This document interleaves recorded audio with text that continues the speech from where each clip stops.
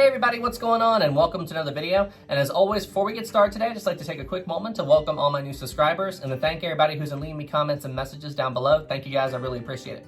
And in case you missed it, the other day, me and my sister actually made a video covering the final meal that was served in first class on the Titanic. I'll post a link to that video in the description. That's on her channel. And if you like the video, subscribe to her channel as well. She makes some incredible content. All right, so time for some context for this video.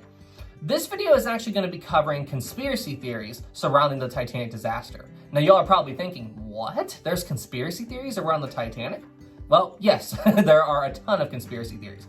Honestly, there's more than I even thought there were.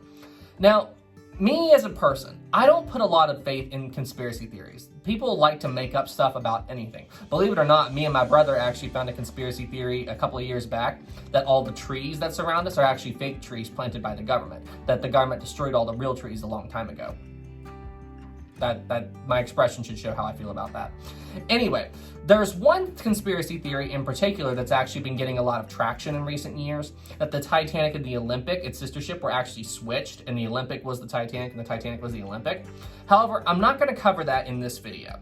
I was going to do that topic in this video, but then when I began to research it, I found a whole bunch of other conspiracy theories surrounding the Titanic disaster. So what I decided to do was make a two-part series. The whole Titanic and Olympic switch theory needs to be its own video, but there's a bunch of other little tiny mini conspiracies that I can cover in 1 to 2 minutes that absolutely blew my mind, and I only found out about these last night, so I really wanted to cover them. So for this video, we're going to talk about those lesser known little mini conspiracies surrounding the Titanic disaster, and then come back to part 2, which will be one full dedicated video covering the Titanic and Olympic switch theory. Alright guys, without any further ado, let's learn about some weird conspiracy theories. The first conspiracy theory that we're going to talk about involves this man, J.P. Morgan. He was an American businessman that lived back in the early 1900s. And you see, essentially, J.P. Morgan was the man who owned the Titanic. Now, I can already hear you all going, wait a minute, an American owned the Titanic? What about Bruce Ismay, as seen in this picture? Isn't he the one who owned the Titanic? Well, yes, Bruce Ismay was the head of the White Star Line, but you see, the White Star Line was actually owned by an American businessman who happened to be J.P. Morgan. Now, in case you guys are still even more confused about the fact that an American actually owned the Titanic, let me clarify it a little bit. According to British law, an American was not allowed to own a British ship. That was just how things were back then. But you see, there was no law saying that an American man couldn't own a British company. So that's what J.P. Morgan did, was he actually purchased the White Star Line. So because of this loophole, he did essentially own the Titanic, just maybe not officially on paper. So what does this have to do with the Titanic conspiracy? Well, you see, supposedly, I couldn't find any proof, but there's the theory or rumor going around that J.P. Morgan actually had a ticket on the Titanic and actually canceled at the last minute. Now, why would he do this? Well, according to the conspiracy, he actually planned for the Titanic to sink in order to kill off some of the wealthy people on board in order to eliminate competition, so to speak. So, John Jacob Astor, Benjamin Guggenheim, Isidor Straus, they were among some of the people that were on board the Titanic who died that supposedly J.P. Morgan wanted to get rid of. But when you dive into this conspiracy theory, it doesn't really make a lot of sense. They like to say it was over the fact that J.P. Morgan wanted to create the Federal Reserve and that these men were against it. However, John Jacob Astor and Benjamin Guggenheim had no opinion on it, and Isidor Straus actually supported the idea of the Federal Reserve. So the more you dig into it, the more this doesn't make sense. And not to mention the fact, how could J.P. Morgan have planned for the Titanic to hit an iceberg and kill 1,500 people just to eliminate 3? It makes no sense, but this theory did gain some traction in the conspiracy community in recent years. Well, this next conspiracy is definitely a strange one. So this number that you see at the top of this picture, 390904. Now at the bottom of this picture, you'll see the exact same number again, but it's backwards, just like looking at it through a mirror. Now, so you see, if you look at this number backwards, some people think that it spells out the words no pope, meaning that the Titanic was a bad omen or something, or the people who built the ship were against Catholics and the Pope. I mean, who's to say where this conspiracy came from? So the biggest question is, how was this number connected to the Titanic? My first thought would be people would think that this was the Titanic's yard number. However, this was not the case. Now, just to clarify a little bit, in case people in the audience don't know what a yard number is, essentially a yard number is how a shipyard identifies a particular ship before the ship has a name. So in the case of the Olympic, the ship was 400. Titanic was 401. and the Britannic was 433. So these were the ship's yard numbers. So as you can see, this number in the conspiracy has absolutely nothing to do with the ship's yard number.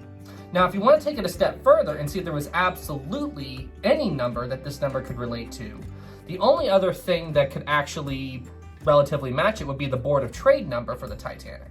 However, again, this number wasn't a match. The Board of Trade number for Titanic was 131,428. So again, no match. So if we want to trace the origins of this conspiracy, apparently when Walter Lord was writing the Titanic book A Night to Remember in the 1950s, he began to receive letters from Ireland that dictated this whole no Pope number conspiracy story. So that seems to be where the story originated. My guess is that after the Titanic went down, some people maybe in the 1920s or something started spreading this around, and then it became a generational story, which then got passed along up to the 1950s. And then when people in Ireland learned that Walter Lord was writing a book about Titanic, like, oh, let's set the story his way. You know, they weren't trying to be misleading or anything, but I think just through the grapevine, you know how people tell stories and it changes over time. I think that that's how this story just picked up fire and became the conspiracy that we all know today. And the third and final conspiracy that we're going to be covering in this video is the mummy conspiracy. So, according to legend, a mummy was actually loaded on board the Titanic, and this mummy had a curse on it, making anybody who was around it unlucky or causing disasters to happen, something along those lines. So, apparently, this mummy was loaded on board the Titanic, and it was because of this mummy that the Titanic sank.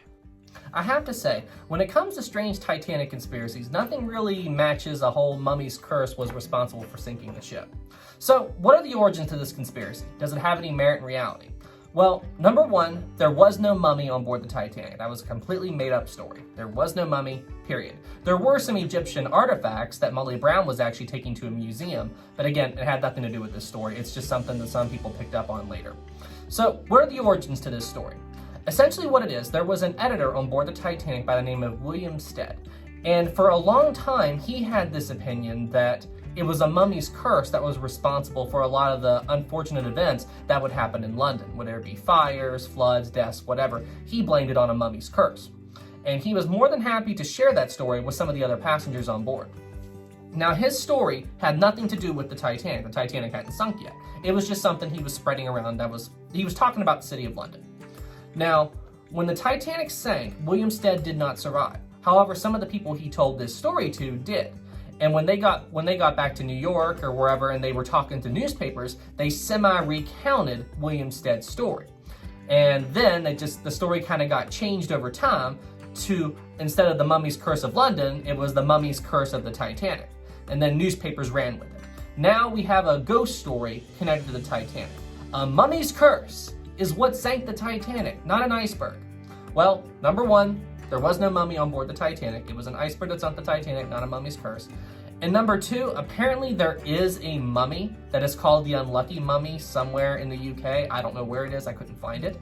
But anyway, this mummy that is supposedly linked to William Stead's story is actually still in a museum somewhere in the UK. Anyway guys, that's it for this video. Thank you all so much for watching. I hope you enjoyed it and found it interesting, and now you all know some of the lesser known conspiracies of the RMS Titanic. And as I said before, make sure you all come back for part 2 of this video. In the next part, we're going to cover the Titanic and Olympic switch conspiracy. There's a lot to that story. A spoiler alert, the Titanic and the Olympic were not switched. But there's a lot to it, so I'm going to go into that whole conspiracy in the next video. So yeah, if y'all want to see that, come back for part 2. Oh, and hey, by the way, everybody, before you go, the Discord chat is up and running. We have a Historic Travels Discord community now. So if you'd like to come in and say hello, I'll have a link for that down in the description as well. All right, everybody. Well, hey, y'all stay safe out there and keep leaving comments and keep doing what you do. You guys are awesome. All right, everybody. Well, hey, I'll see you in the next one. Have a good night, everybody.